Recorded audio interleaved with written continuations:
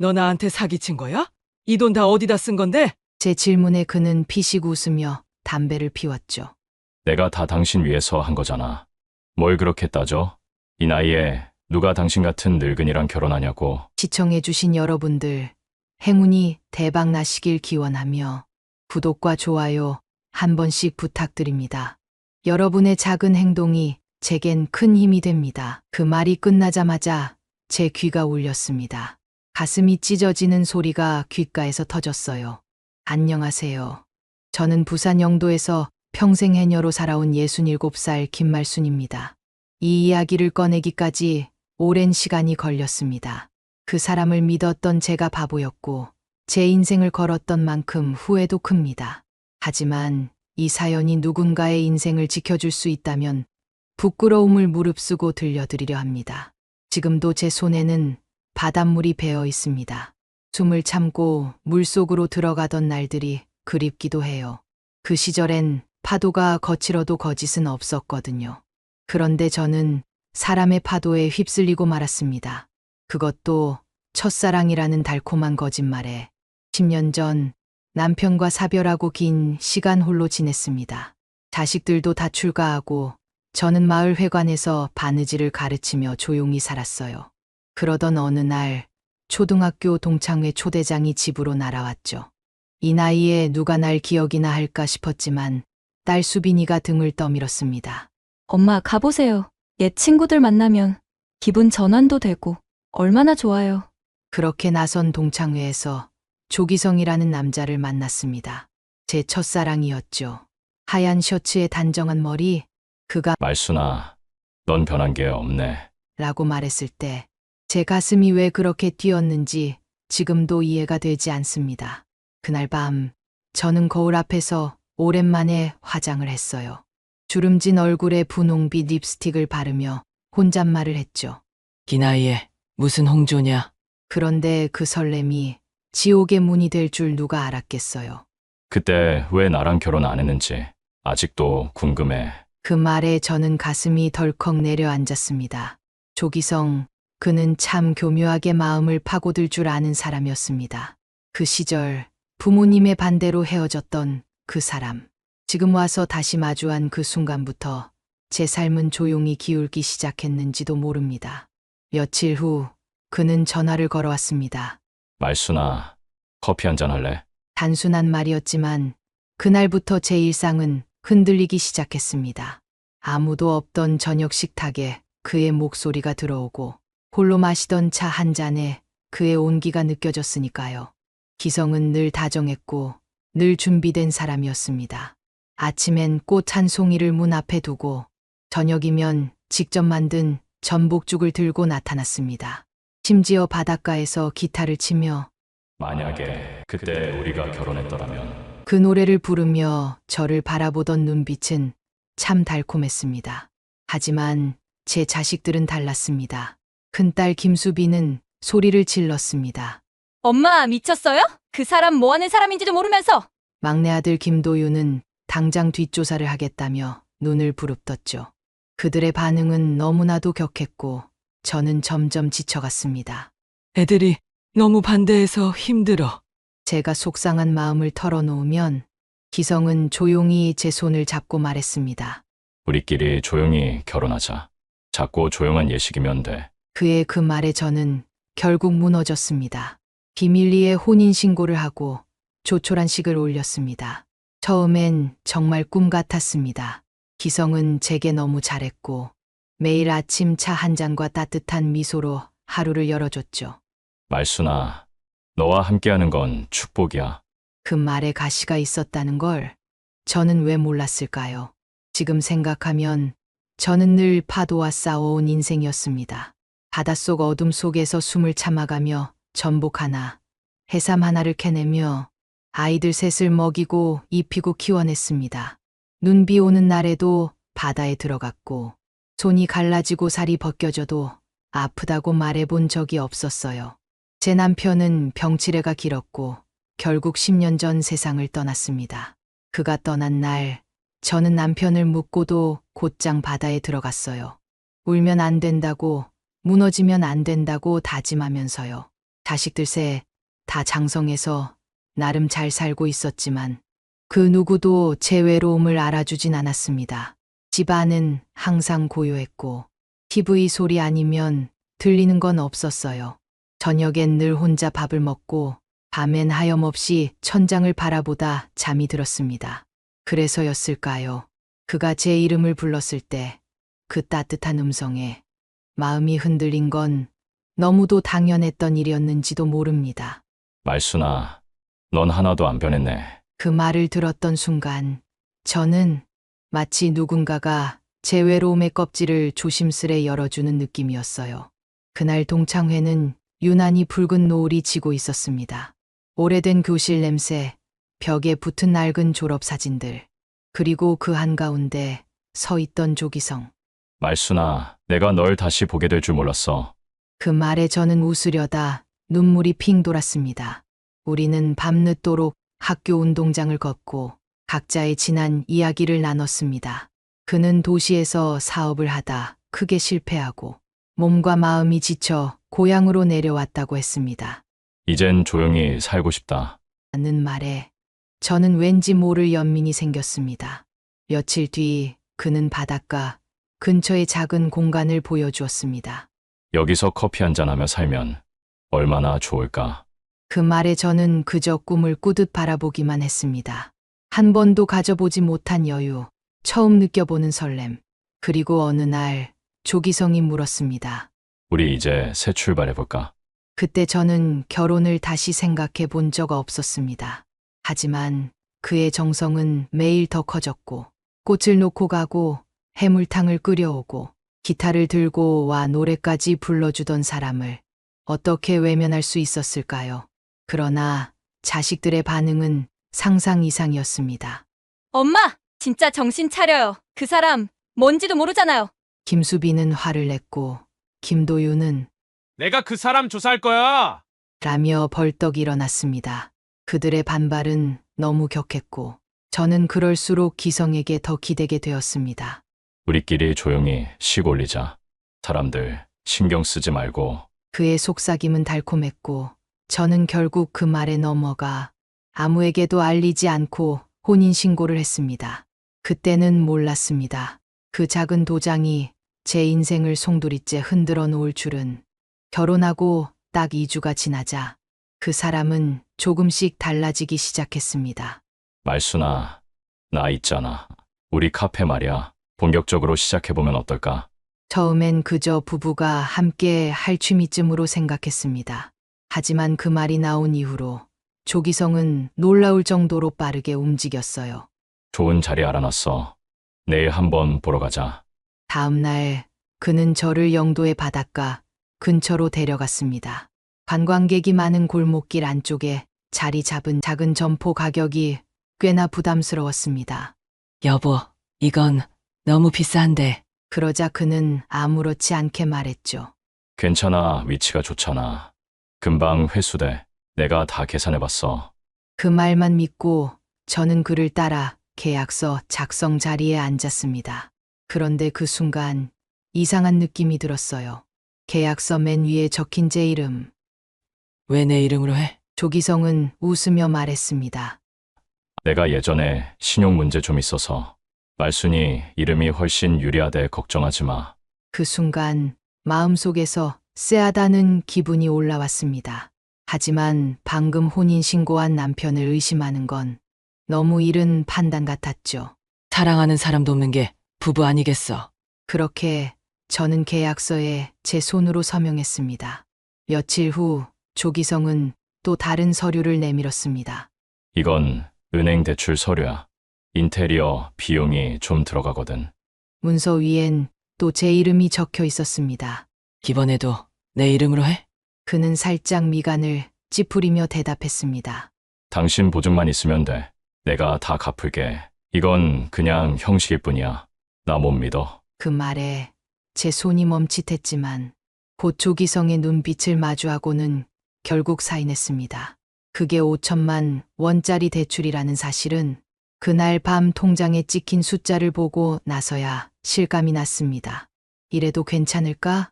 제 속은 타들어가는데 기성은 마치 성공한 CEO라도 된 듯 커피 기계며 인테리어 자재를 한가득 주문했습니다. 우린 특별해야 해.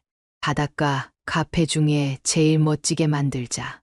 그의 눈은 반짝였고 저는 그 반짝임이 진짜 꿈에서 온 것이라 믿고 싶었습니다. 하지만 그 무렵 딸 김수빈이가 가게를 찾아왔습니다. 엄마, 이게 다 뭐예요? 왜 이런 일을 하고 계세요? 그 질문에 저는 처음으로 제가 하고 있는 일에 자신이 없어졌습니다. 기성은 그 자리에서 아주 능숙하게 웃으며 말했습니다. 수빈 씨죠? 걱정 마세요. 이건 다 말순 씨를 위한 거예요. 제가 책임지고 잘 이끌어 갈 테니까요. 딸이 돌아간 후 그는 갑자기 표정을 굳히며 말했습니다. 당신 딸 너무 자꾸 끼어들면 안 돼. 이건 우리 둘만의 일이야. 알았지? 그 말투에 저는 왠지 모르게 서늘한 한기를 느꼈습니다. 카페가 오픈하던 날 기성은 흰 셔츠를 입고 거울을 보며 말했습니다. 말순아, 우리 오늘부터 진짜 사업가야. 멋지지 않아? 처음 며칠은 정신없을 정도로 손님이 많았습니다. 동네 사람들, 기성이 초대한 지인들로 가게는 북적였죠. 저는 서툰 손으로 커피를 내리고 테이블을 치우며 하루를 전쟁처럼 보냈습니다. 기성은 카운터에서 멋지게 손님을 맞으며 다 아내 덕분입니다. 라는 말도 곧잘 했습니다. 그 모습을 보며 정말 시작이 나쁘진 않구나 싶었죠. 하지만 그 기쁨은 오래가지 않았습니다. 일주일쯤 지나자 기성은 아침마다 핑계를 댔습니다. 오늘은 새벽 낚시 좀 하고 갈게. 골프 모임이 있어서 늦게 나가. 그럴 때마다 가게는 온전히 제 몫이 됐습니다.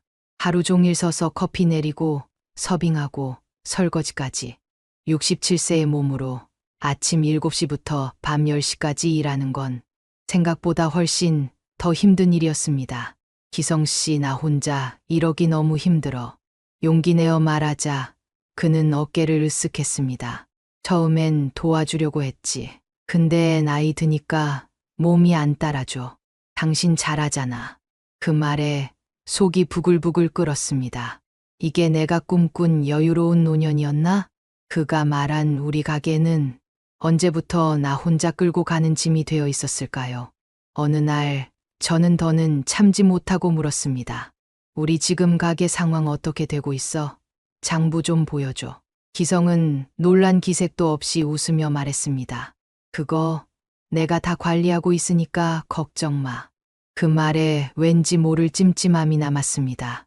다음 날 그가 골프 약속으로 늦게 나간 사이 저는 가게의 서랍을 열었습니다. 그 안에 있는 장부를 꺼내 조심스럽게 넘겨봤죠. 매출은 생각보다 괜찮았습니다. 그런데 지출 항목을 보는 순간 숨이 멎는 줄 알았습니다. 친구 대출 상환, 외부 투자금, 생활비, 기타 현금 인출. 이상한 지출 항목이 가득했고 수익의 절반 이상이 빠져나가고 있었습니다. 그날 밤 기성이 돌아오자마자 따졌습니다. 이 돈들 다 뭐야? 어디다 쓴 거야? 그는 잠시 당황한 눈빛을 보이더니 이내 태연하게 말했습니다. 아, 그거 다 가게 운영에 필요한 돈이야. 자세한 건 당신이 몰라도 돼. 그 말을 듣는 순간 등줄기를 따라 소름이 돋았습니다. 무언가 분명히 숨기고 있다는 확신이 들었죠. 하지만 결정적인 증거가 없던 저는 그 말을 삼켜야만 했습니다. 그날 밤 꿈을 꿨습니다. 깊은 바닷속 숨이 막히는데 누군가가 제 발목을 잡고 놓지 않는 꿈. 눈을 떠보니 기성이 옆에서 곤히 자고 있었습니다. 그 평온한 얼굴이 너무도 낯설었습니다. 편지 한 통이 도착했습니다. 대출금 연체 안내라는 글씨를 보는 순간 가슴이 철렁 내려앉았습니다. 기성은 매달 잘 납부하고 있다고 했습니다. 하지만 편지를 열어보니 벌써 2달이나 연체되어 있었어요. 떨리는 손으로 그에게 전화를 걸었습니다. 여보, 은행에서 연체 통지서 왔어. 왜 이자 안 냈어? 그는 늘 그랬듯 가볍게 웃으며 말했습니다. 아, 겠네. 이번 주에 친구한테 돈 받으면 바로 갚을게. 그 말에 저는 애써 안심하려 했지만 불길한 예감은 점점 짙어졌습니다. 결국 저는 은행을 직접 찾았습니다. 떨리는 손으로 상담원에게 물었습니다. 제 이름으로 된 대출이 있는데 상황 좀 알려주세요.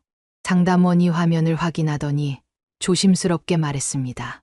총 대출 금액은 8천만 원이시고요. 최근 2달 이자 연체되어 있으십니다. 잠깐만요. 8천이요. 저는 5천만 원만 받은 줄 알았는데요. 순간 숨이 막혔습니다. 그는 제게 말도 없이 3천만 원을 추가로 더 대출받았던 겁니다. 그것도 제 이름으로. 집에 돌아와 기성이 들어오자마자 저는 폭발했습니다. 당신 내 이름으로 3천만 원 더 받았지? 이자도 안 내고. 그는 피식 웃으며 말했습니다. 아, 그거 가게 운영비가 더 필요해서 그랬어. 말하려다 깜빡해 뭐. 그 무심한 말투에 저는 온몸이 떨렸습니다. 어떻게 내 허락도 없이 그런 짓을 해? 그 순간 기성의 표정이 바뀌었습니다. 야, 그 돈 다 우리 가게에 쓴 거잖아. 뭘 그렇게 따져? 그의 말투는 차가웠고 싸늘했습니다. 그제서야 저는 깨달았습니다. 이 사람은 내가 알던 조기성이 아니란 걸. 그날 밤 저는 잠을 이루지 못했습니다. 남편이 남긴 보험금, 평생 모은 재산, 이젠 다 사라지고 남은 건 제 이름으로 떠안은 1억 원의 빚뿐이었죠. 다음 날 용기를 내어 딸 김수빈에게 전화를 걸었습니다. 수빈아, 엄마가 큰일 난 것 같아. 제 목소리가 떨렸는지 수빈이는 말도 없이 달려와 제 손을 꼭 잡았습니다. 엄마, 처음부터 이상하다고 했잖아요. 지금이라도 늦지 않았어요. 당장 이혼해야 해요. 하지만 저는 고개를 떨궜습니다. 이젠 늦었어. 내 명의로 된 빚이 너무 많아. 딸과 함께 모든 서류를 정리하던 밤, 우린 충격적인 사실을 알게 되었습니다. 총 채무액 1억 3천만 원. 그중 대부분이 김말순 명의였고 기성은 단 한 장의 서류에도 이름을 남기지 않았습니다. 다음 날 기성이 집에 들어왔습니다. 이게 다 뭐야? 왜 내 돈을 빼돌린 거야? 서류를 내밀자 그는 한숨을 내쉬며 담배를 꺼냈습니다. 내가 지금 큰 사업을 준비 중이야. 한탕 크게 벌 수 있는 기회가 왔어. 자금이 좀 필요해. 그리고는 말도 안 되는 소리를 했습니다. 당신 명의로 아파트 담보 대출 한 번만 더 받자. 그 순간 머릿속이 하얘졌습니다. 안 돼. 더는 못해. 이젠 정말 못 참아. 그러자 기성의 눈빛이 돌변했습니다. 의심만 하면 우리 관계 유지하기 힘들어. 내가 다 당신을 위해서 한 건데. 그 말은 협박이었습니다. 그리고 그날 밤 그는 돌아오지 않았습니다. 그 다음 날도 그 다음 주도. 일주일 후 카페에 가보니 가게는 텅 비어 있었고 값비싼 커피 머신까지 사라져 있었습니다. 그제야 저는 진실을 마주했습니다. 이건 사랑이 아니었습니다. 그저 치밀하게 설계된 사기였다는 걸. 카페에서 돌아오는 길, 저는 도로 한복판에서 주저앉을 뻔했습니다. 은행에서 받은 또 한 장의 연체 통지서. 이번엔 집담보대출까지 언급돼 있었어요. 이러다 진짜 다 잃겠구나. 그날 밤 저는 침대에서 꼼짝 못하고 울기만 했습니다. 조기성은 여전히 연락이 없었고 남은 건 텅 빈 집과 끝도 없는 종이 서류뿐이었죠. 딸 수비는 말했습니다. 엄마, 경찰에 신고해요. 더는 혼자 감당하지 마세요. 저는 망설였습니다. 마을에서 소문 퍼지면 평생 얼굴 못 들고 다닐 거야. 하지만 그날 오랜 친구 장명자가 찾아왔습니다. 말순아, 집에만 있지 말고 바람 좀 쐬자. 그 한마디에 저는 모처럼 바닷가로 나섰습니다. 차가운 바람이 뺨을 때렸고 거센 파도 소리에 제 마음도 흔들렸습니다. 그 순간 문득 이런 생각이 들었어요. 그래, 바다는 날 배신하지 않았잖아. 그날 밤 저는 결심했습니다. 더는 당하지 않을 거야. 숨지 않을 거야. 다음 날 아침 법원으로 향했습니다. 이혼 서류를 들고 떨리는 손으로 이름을 써 내려갔습니다. 돌아오는 길 마을회관 앞을 지나던 저는 어르신들이 모인 자리를 우연히 보게 됐습니다. 노인 대상 피해 예방 교육이란 현수막이 걸려 있었죠. 강사가 말했습니다. 요즘 과거 인연을 내세워 접근하는 수법, 특히 황혼 재혼을 가장한 접근이 많습니다. 그 순간 제 가슴이 쿵 내려앉았습니다. 그건 바로 제 이야기였으니까요. 교육이 끝난 후 저는 그 자리에 가만히 앉아 있었습니다. 강사의 마지막 말이 계속 귀에 맴돌았어요. 사람을 믿는 건 아름답지만 그 믿음을 지키지 못하는 사람도 있다는 걸 잊지 마세요. 그날 밤 저는 잠을 이루지 못했습니다. 그리고 결국 용기를 내어 회관에 전화를 걸었습니다. 저 강사님 좀 바꿔주실 수 있을까요? 전화를 받은 남성은 친절히 바꿔줬고 저는 수화기 너머로 떨리는 목소리로 말했습니다. 제가 그런 일을 당했어요. 근데 제 이야기를 다른 분들께도 들려드리고 싶어요. 며칠 후 저는 마을회관 강단 앞에 섰습니다. 첫 번째 강의에 제 인생에서 가장 떨리는 순간이었습니다. 저는 67세 김말순입니다. 몇 달 전 저는 한 남자와 재혼했습니다. 그리고 한 달 만에 제 인생이 무너졌습니다. 처음엔 고개도 들 수 없었지만 어르신들의 진지한 눈빛을 마주하자 제 목소리는 점점 또렷해졌습니다. 강의가 끝난 후 한 할머니가 제 손을 꼭 잡았습니다. 말순 씨, 고마워요. 나도 요즘 비슷한 제안을 받고 있었는데 당신 이야기 듣고 정신 번쩍 들었어. 그 말을 듣는 순간 눈물이 왈칵 쏟아졌습니다. 내 아픔이 누군가에겐 방패가 될 수 있다는 사실. 그게 얼마나 위로가 되는지 그제야 알게 됐습니다. 그날 밤 조기성에게서 문자가 한 통 도착했습니다. 말순아 미안해. 내가 잘못했어. 한 번만 더 기회를 줘. 몇 달 전 같았으면 흔들렸겠지만 이젠 달랐습니다. 저는 짧게 그리고 단호하게 답장을 보냈습니다. 이혼 서류 받았지? 빨리 사인하고 내 인생에서 사라져줘. 그렇게 저는 제 인생의 문을 다시 잠갔습니다. 며칠 후 낯선 남성이 가게로 찾아왔습니다. 검은 재킷을 입고 신분증을 내밀며 말했습니다. 김말순 씨 맞으시죠? 저는 형사 조연수라고 합니다. 조기성에 대한 수사 중인데 협조 좀 부탁드리겠습니다. 순간 가슴이 쿵 내려앉았습니다. 그 사람이 수사 중이라고요? 형사는 조용히 고개를 끄덕였습니다. 경찰서에 가서 들은 이야기는 더 충격적이었습니다. 조기성은 현재까지 확인된 피해자만 총 5명입니다. 저는 입을 다물 수 없었습니다.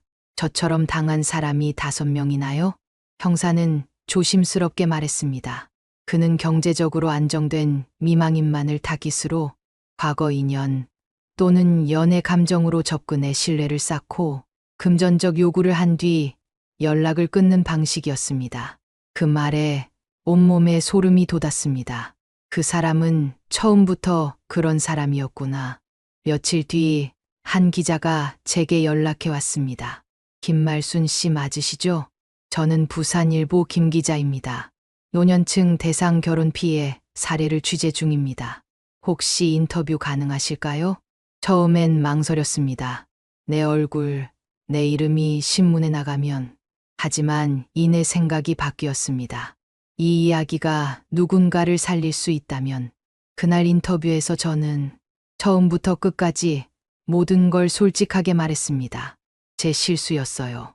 그 사람을 너무 쉽게 믿었고 제 삶의 전부를 걸어버렸죠.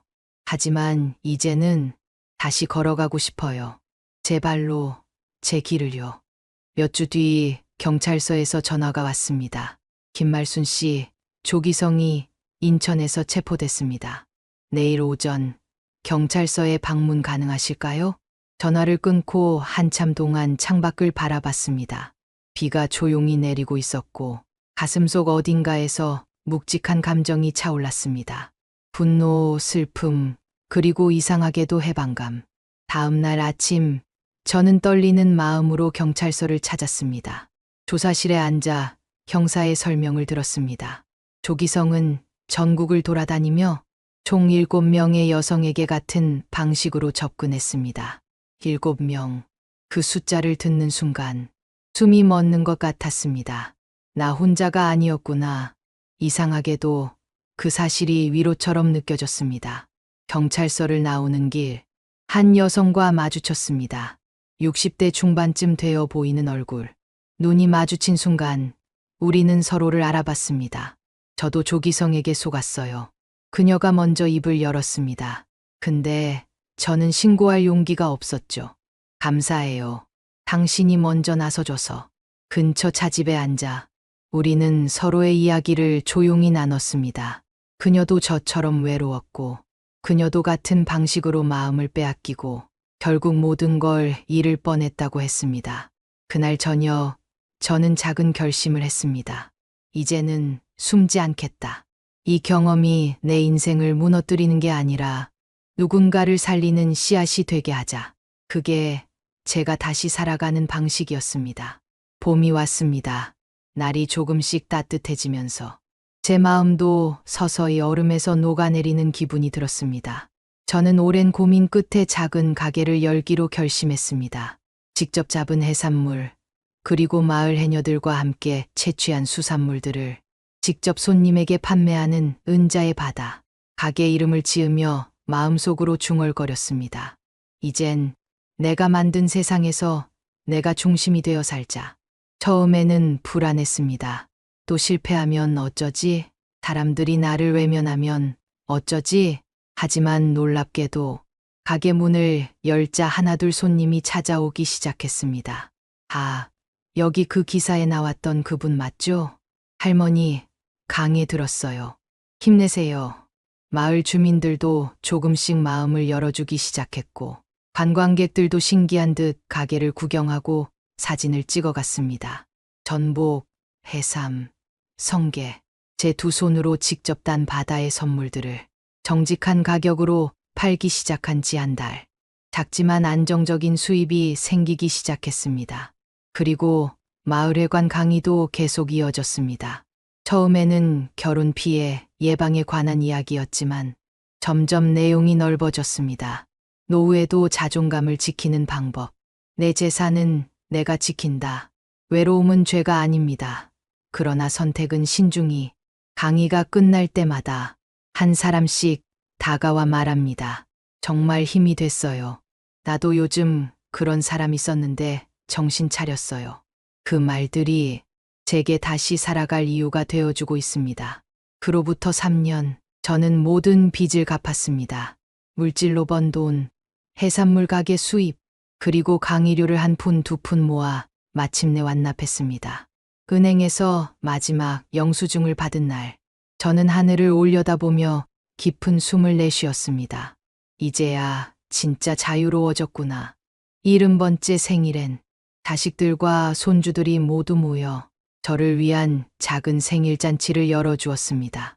큰딸 수빈이가 케이크를 들고 와 말했습니다. 엄마, 정말 자랑스러워요. 엄마처럼 강한 사람 본 적 없어요. 그 말에 눈시울이 붉어졌습니다. 눈물은 더 이상 아픔에서 흘러나오는 게 아니라 감사의 표현이 되어 있었어요. 그 후로 저는 다시 애녀복을 입고 바다에 들어가기 시작했습니다. 예전처럼 깊이 들어갈 순 없어도 짧은 물질은 여전히 제 몸을 깨우고 마음을 다잡게 했습니다. 마을에서는 이제 저를 바다 할머니라고 부릅니다. 젊은 해녀들에게 물질을 가르치고 관광객들에게 해녀 문화를 소개하며 작지만 의미 있는 하루하루를 살아가고 있습니다. 가끔 과거를 돌아볼 때면 여전히 마음 한구석이 시리긴 합니다. 하지만 이제는 그 아픔조차 제 삶의 일부로 받아들일 수 있습니다. 사랑은 추억이 아니라 함께 살아갈 현실입니다. 이 문장은 이제 제 강의의 마지막 문장이기도 합니다. 추억은 눈을 흐리게 하고 외로움은 판단을 흐리게 합니다. 그러나 현실은 내 삶을 지키기 위해 가장 먼저 마주해야 할 진실입니다. 그리고 마지막으로 바다는 날 배신하지 않았습니다. 저도 저 자신을 배신하지 않았습니다. 이젠 그 어떤 파도도 저를 삼킬 수 없습니다.